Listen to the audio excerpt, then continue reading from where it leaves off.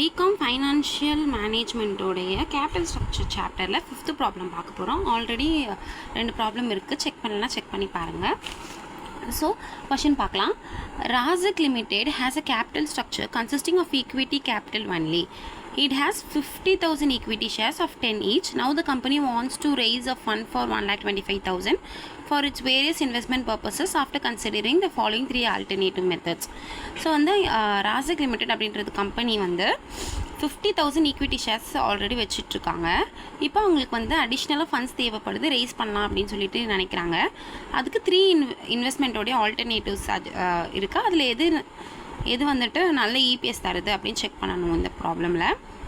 அதில் ஃபர்ஸ்ட் வந்து if it issues 12,500 equity shares of 10 each. Second வந்து இஃப் இட் பாரோஸ் டெப்ட் of 1,25,000 at 8% interest. Next if it issues 1,250 8% preference shares at 100 each. Show the effect of EPS under various methods of financing if EBIT after additional investment are rupees 1,56,250 and rate of taxation is 50%. இதுவும் ஒரு ஈஸியான problem தான். நீங்கள் first 2 problem நம்ம போட்டதை videos பார்த்துருந்தீங்கன்னா இந்த problem ரொம்ப ஈஸியாகவே போட்டுடலாம். ஸோ எப்படி போடுறதுன்னு வாங்க பார்க்கலாம். ஃபஸ்ட்டு எப்பயுமே வந்து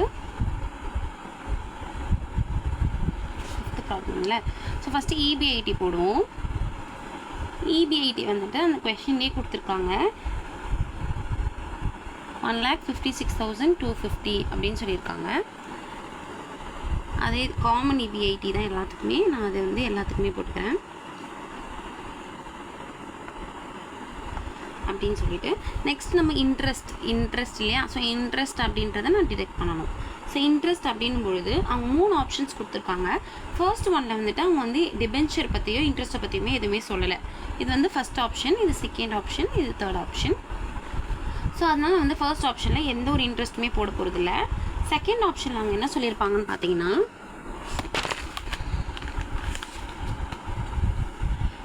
if it borrows a debt of 1,25,000 at 8% இன்ட்ரெஸ்ட்னு சொல்லியிருக்காங்க. ஸோ 1,25,000 into 8% அப்படின்னு போட்டிங்கன்னா உங்களுக்கு 10,000 தான் வேல்யூ கிடைக்குது. ஸோ இந்த 10,000 வந்து இங்கே டிடெக்ட் பண்ணணும். அதே மாதிரி தேர்ட்லேயே எதுவுமே சொல்லலை. ஸோ இது டிடெக்ட் பண்ணிக்க போகிறோம். டிடெக்ட் பண்ணால் நமக்கு EBT அப்படின்னு சொல்லிட்டு கிடைக்கும். இதில் எதுவுமே கேன்சல் டிடெக்ட் ஆகலை. ஸோ அதனால் அப்படியே வந்துடுது. இங்கே 10,000 டிடெக்ட் ஆச்சுன்னா 1,46,250. இதுவும் வந்து அப்படியே வந்து கேரி டவுன் ஆகுது. நெக்ஸ்ட் வந்து நம்ம டேக்ஸ் இந்த ஃபார்மேட் ஞாபகம் வச்சுக்கிட்டாலே போட்டுடலாம்.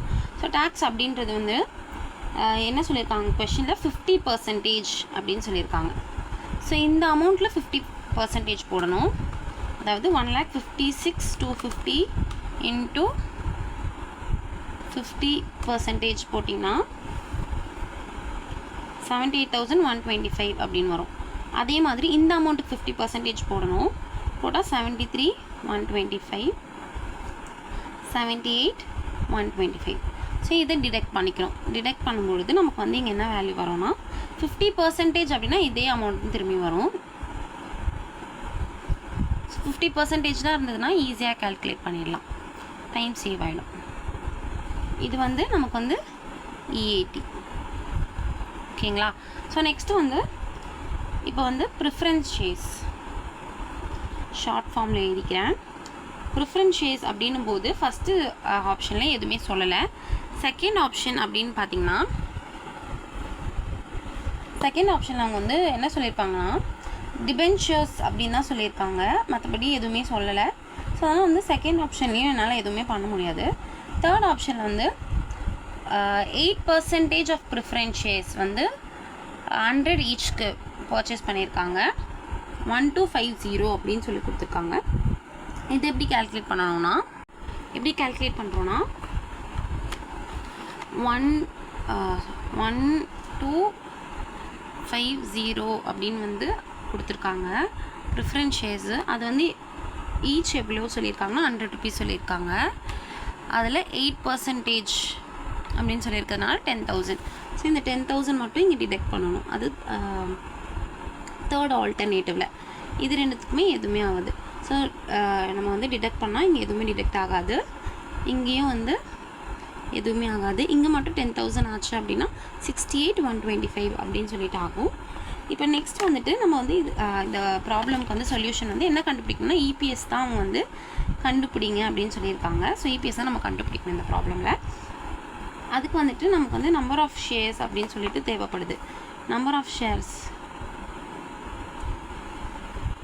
கண்டுபிடிக்கணும்.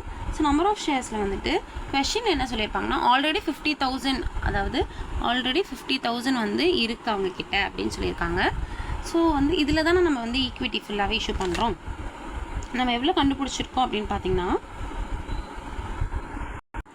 இப்போ வந்து நம்ம வந்து ஃபஸ்ட்டு வந்து 12,500 வந்து தான் வந்து ஈக்விட்டி ஷேர் இஷ்யூ பண்ண போகிறோம். இந்த 12,500 ப்ளஸ் 50,000 இது ரெண்டுத்தையும் வந்து ஆட் ஆன் பண்ணிக்கிட்டோன்னா 6,500 அப்படின்னு சொல்லி நமக்கு கிடைக்குது. இதை வச்சு தான் கண்டுபிடிக்க போகிறோம். ஸோ இப்போ இதை நான் 1 எடுத்துகிட்டு இதை வந்து நான் 2ன்னு எடுத்துக்கிறேன். இபிஎஸ் கண்டுபிடிக்கிறதுக்கு 1/2 போடணும். அதாவது 78,125 டிவைடட் பை 6,500. இதை வந்து நம்ம வந்து மல்டிப்ளை பண்ணிக்க போகிறோம், டிவைட் பண்ணிக்க போகிறோம். 78,125 டிவைடட் பை 6,500 பண்ணினோன்னா 1.25% கிடைக்கும். இதே மாதிரி ஆல்டர்னேட்டிவ், செகண்ட் ஆல்டர்னேட்டிவ்க்கும் தேர்ட் ஆல்டர்னேட்டிவ்க்குமே கண்டுபிடிக்கணும். இங்கே வந்து எந்த ஒரு அடிஷ்னலாக எதுவுமே இல்லை. ஸோ ஆல்ரெடி என்கிட்ட எக்ஸிஸ்டிங்காக இந்த 50,000 இருக்கு இல்லையா, இந்த 50,000 தான் காமனாக வந்து நான் எடுத்துக்கிறேன். 73,125 டிவைடட் பை 50,000. இங்கே வந்து 68,125 டிவைடட் பை 50,000. இது பண்ணினோம் அப்படின்னு பார்த்தீங்கன்னா 1.4625 வருது. இங்கே வந்து 1.3625 வருது. எல்லாமே பர்சன்டேஜில் தான் போடணும். இதுதான் வந்து இபிஎஸ் வேல்யூ நம்மளுடைய 5th ப்ராப்ளமுக்கு. தேங்க்ஸ் ஃபார் வாட்சிங்.